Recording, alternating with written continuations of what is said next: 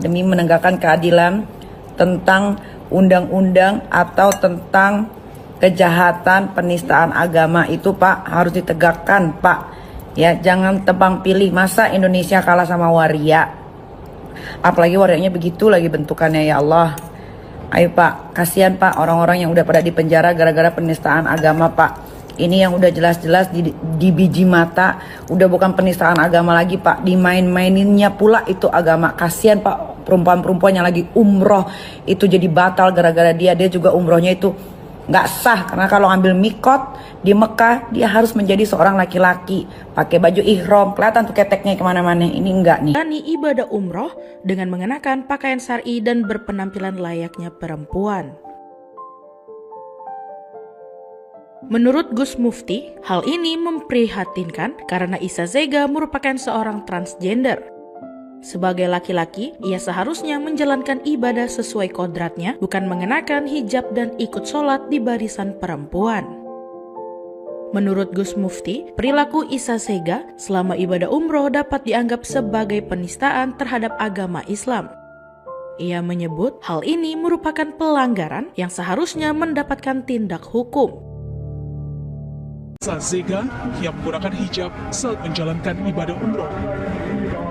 Mereka mendesak MUI segera mengambil tindakan tegas terkait dugaan penistaan agama Islam terhadap Iza Zega alias Sahrul.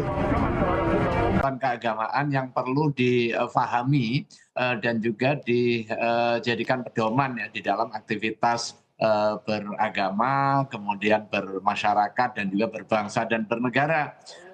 Yang pertama, pelaksanaan umroh itu adalah bagian dari rangkaian ibadah yang memiliki syarat dan rukunnya.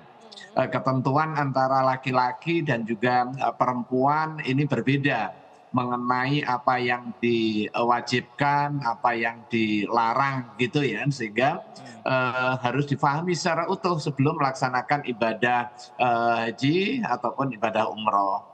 Terlebih aktivitas ibadah ini dilaksanakan dengan cara berjamaah, bercampur dengan jenis kelamin yang berbeda ya. Karena itu untuk menyikapi masalah ini apakah masuk pada ranah penistaan atau tidak, tentu tidak sesederhana hanya sekedar memperoleh pandangan dari pemberitaan saja. Karena bisa jadi yang pertama itu udah pasti salah. Tetapi apakah kesalahan dalam konteks praktek keagamaan itu sampai kepada penistaan atau tidak, itu harus dilihat secara utuh mengenai bagaimana tasawur masalah yang terjadi, kemudian backgroundnya, motivasinya, dan mengapa itu bisa terlaksana. Tetapi yang paling penting yang perlu dipahami,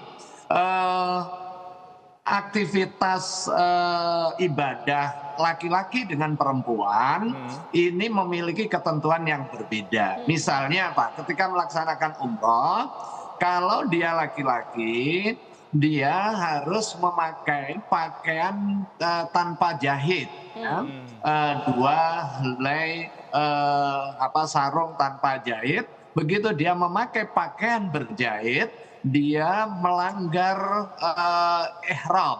Jadi kewajibannya adalah memakai pakaian tidak berjahit. Jika melakukannya, dia berarti telah melakukan pelanggaran yang ada konsekuensi hukum syar'inya. Berbeda halnya kalau yang umroh perempuan, dia tidak terkena larangan memakai pakaian berjahit. Nah, ini hal-hal yang bersifat prinsip ya di dalam penyelenggaraan kegiatan ibadah, khususnya ibadah umroh. Kemudian yang secara umum, Islam mengakui adanya perbedaan jenis kelamin laki dan perempuan dengan beberapa akibat hukum yang bersifat spesifik tanpa harus mendiskriminasi atas dasar jenis kelamin. Nah, akan tetapi jika ada orang laki-laki kemudian bertindak ke perempuan-perempuanan, apalagi kemudian melakukan operasi ganti kelamin, ini tidak dibenarkan secara syar'i dan hukumnya dosa. Kalau toh itu sudah terjadi, hukum yang berlaku adalah hukum asal. Kalau dia asalnya laki-laki, ya tetap kewajiban-kewajibannya sebagai kewajiban laki-laki. Pelaksanaan sholatnya gabung dengan laki-laki, kemudian aurat yang harus ditutupi juga ketentuan aurat laki-laki. Demikian juga sebaliknya, kalau ada perempuan bertindak ke laki-lakian, kemudian bergabung dengan yang laki, ini juga tidak mengubah status dia sebagai perempuan. Bahwa apa yang ditampakkan di dalam pemberitaan bahwa ada sosok laki-laki, kemudian dia menyerupai perempuan, berdandan seperti perempuan, kemudian bergabung di dalam melaksanakan aktivitas ibadah itu seperti perempuan, itu tidak dibenarkan secara syar'i. Karena ada ketentuan-ketentuan yang bersifat spesifik yang atur untuk kepentingan laki-laki yang berbeda dengan yang perempuan. Demikian juga sebaliknya. Karena itu terhadap kasus yang baru saja mencuat, ini harus ditelisik secara lebih dalam mengenai yang pertama, yang bersangkutan apa jenis kelaminnya. Kemudian yang kedua, kenapa itu bisa terjadi, dokumen-dokumen otentik yang terkait dengan sipilnya seperti apa. Misalnya paspornya, visanya, dan sejenisnya. Kemudian aktivitas ibadahnya di sana antara yang terjadi dengan apa yang terpublish, apakah sinkron. Nah, terlebih kita hari ini kan memperoleh informasinya dari media digital ya.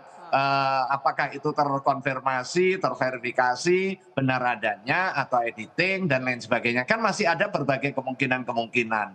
Karena fatwa tidak boleh ditetapkan hanya didasarkan kepada asumsi-asumsi saja. Harus ada penjelasan utuh. Karena itu MUI secara internal melakukan penelaahan dan juga kajian. Dan idealnya pihak-pihak yang bisa memberikan informasi secara utuh, bisa memberikan informasi terkait dengan masalah ini ke Majelis Ulama Indonesia. Demikian juga kepada yang bersangkutan.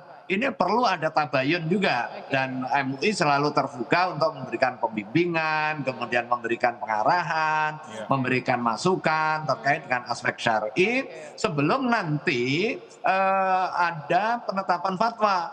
Kalau nanti fatwa sudah ditetapkan, tentu ranah hukum yang kemudian nanti akan menindaklanjutinya. Oke, baik Pak, mungkin tidak sedikit begitu ya, ada beberapa lagi selain kasus Issa Zega ini gitu ya, bagaimana mereka seorang transgender yang merasa bahwa dirinya memang sudah melakukan perubahan jenis kelamin, seperti contohnya Issa ini, mungkin dia merasa sudah jadi perempuan, makanya dia memakai hijab dan segala macam, tapi dalam ketentuan hukum agamanya pun sebenarnya tidak boleh kan, karena harus balik lagi ke kodratnya. Nah, pemahaman-pemahaman seperti ini yang mungkin tidak diketahui, bagaimana Pak solusinya supaya ke depannya ini tidak ada kasus serupa lagi? Ya, karena itu perlu ada edukasi yang memadai ya di tengah masyarakat. Islam juga tidak memungkiri adanya fakta seseorang yang punya jenis kelamin laki-laki misalnya, tetapi memiliki kecenderungan secara emosi, secara naluri misalnya ke perempuan-perempuanan. Tetapi Islam memberikan jalan keluar. Bukan kemudian menurutin kecenderungan ke perempuan-perempuanannya, tetapi memberikan terapi dan juga penguatan sesuai dengan jenis kelamin yang dimiliki, karena itu bagian dari kodrat Allah Subhanahu wa Ta'ala. Nah, ketika ada fakta yang lain, misalnya ada orang terlahir memiliki dua alat kelamin, misalnya ya. Alat kelamin laki-laki, alat kelamin perempuan. Nah, hal yang seperti ini juga diatur secara fikih, ini tidak dinegasikan. Ada fakta beberapa orang tercipta dalam posisi mengalami kelainan, disable seperti ini. Maka langkahnya adalah mengidentifikasi. Siapa yang mengidentifikasi? Tentu ahli ya, ahli di bidang medis dan juga kedokteran. Mana yang lebih kuat? Baik suasana fisiknya maupun psikisnya. Kalau fisiknya kelihatan yang paling kuat adalah laki-lakinya, maka bisa disempurnakan melalui operasi medis, dimungkinkan. Itu namanya bukan penggantian alat kelamin, tetapi penyempurnaan alat kelamin sebagaimana orang berobat, kemudian operasi. Misalnya ada orang bibir sumbing, kemudian dioperasi, disempurnakan untuk mengoptimalkan manfaat dan juga fungsi. Kalau itu jenis yang kedua yang terjadi, maka jenis kelamin yang berlaku adalah pasca penyempurnaan itu. Tetapi kalau memang dari awal dia laki-laki, tidak ada kelainan secara fisik, kemudian dia ubah menjadi perempuan hanya karena pengen, apalagi dengan jargon saya tercipta pada raga yang salah, psikisnya perempuan, fisiknya laki-laki, kemudian dia operasi, tentu itu tidak dibenarkan secara syar'i. Oke. Para pihak yang berkaitan dengan proses pemberangkatan ibadah umroh tentu nggak bisa lepas tanggung jawab juga, karena biasanya Biro Travel itu memberikan pembimbingan sebelum pemberangkatan ibadah umroh itu kan, ada manasik, kemudian ada gathering, ada pembekalan, tentu materi terkait dengan pelaksanaan ibadah umroh dengan karakteristik jenis kelamin harus diingatkan. Karakteristiknya untuk laki-laki, untuk perempuan, bahkan bukan hanya sekedar ibadah, tetapi juga bagaimana bermuamalah di sana. Misalnya nanti dampaknya apa? Pada saat dia di hotel, nginep bersama, tentu ini akan sangat terkait dengan aspek syar'i berikutnya ya. Nah, tetapi ada yang perlu juga difahami, tidak semua orang berangkat umroh hari ini harus lewat travel sekarang, bisa berangkat sendiri soalnya. Alhamdulillah wassalatu wassalamu ala rasulillah amma ba'd. Segala puji hanya milik Allah subhanahu wa ta'ala, Rabb semesta alam. Salawat dan salam mudah-mudahan tercurah bagi junjungan kita Nabiullah Nabi Muhammad sallallahu alaihi wasallam. Baru-baru ini ada suatu berita yang dimana berita tersebut yaitu seorang transgender atau waria sedang melakukan umroh di Saudi Arabia atau di Makkah. Nah, dia ini yang bernama Sahrul atau Mami Online atau Isa Zega. Dia melakukan umroh padahal jenisnya dia adalah seorang laki-laki tulen, tetapi merubah alat jenis yang kemudian menjadi waria. Padahal kita ketahui bahwasanya Rasulullah SAW melaknat laki-laki yang menyerupai wanita dan wanita yang menyerupai laki-laki. Sebagaimana hadis dari Ibnu Abbas radhiyallahu anhuma, qala la'ana Rasulullah sallallahu alaihi wasallam al-mutasyabbihina minar rijali bin nisa wal mutasyabbihati minan nisa'i bir rijal. Dari Ibnu Abbas, ia berkata bahwa Rasulullah sallallahu alaihi wasallam bersabda, Rasulullah SAW melaknat laki-laki yang menyerupai wanita dan wanita yang menyerupai laki-laki. Hadis riwayat Bukhari. Dan juga dalam lafaz Musnad Imam Ahmad disebutkan Allah Subhanahu wa taala melaknat seorang waria tersebut atau transgender tersebut. La'anallahu al-mutasyabbihina minar rijali bin nisa wal mutasyabbihati minan nisa'i birrijal.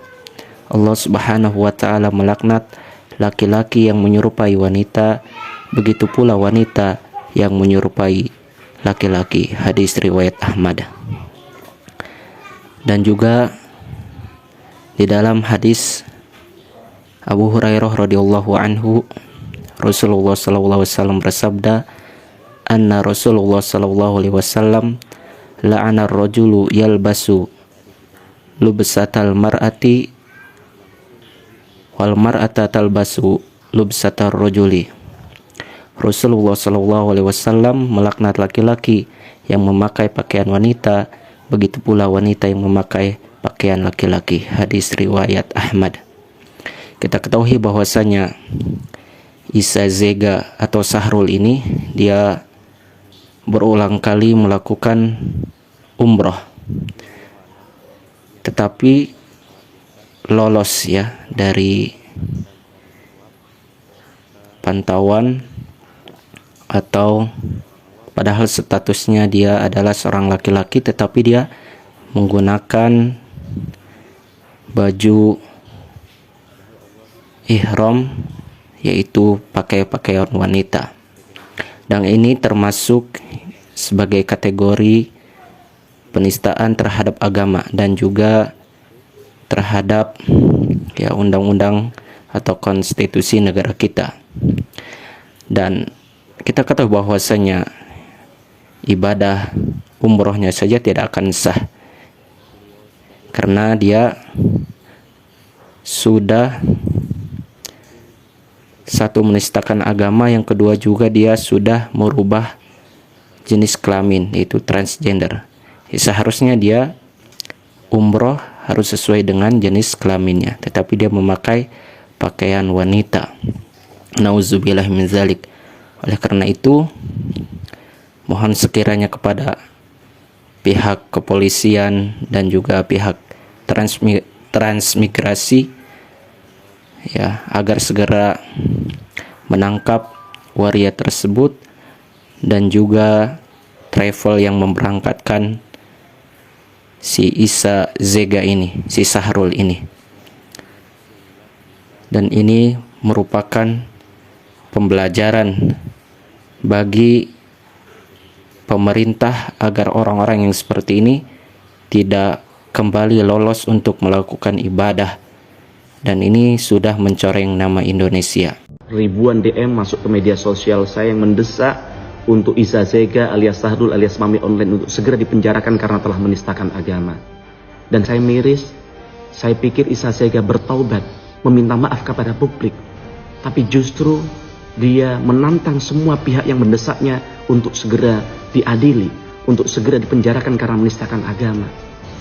Kami meminta kepada penegak hukum, kepada kepolisian, kepada pemerintah yang terkait dengan hal ini untuk bagaimana menyelamatkan akidah, untuk menyelamatkan marwah bangsa kita, untuk menyelamatkan hati masyarakat kita yang sebagian besar adalah warga muslim yang merasa tersakiti dengan tingkah laku yang dilakukan oleh si Sahrul alias Mami Online ini.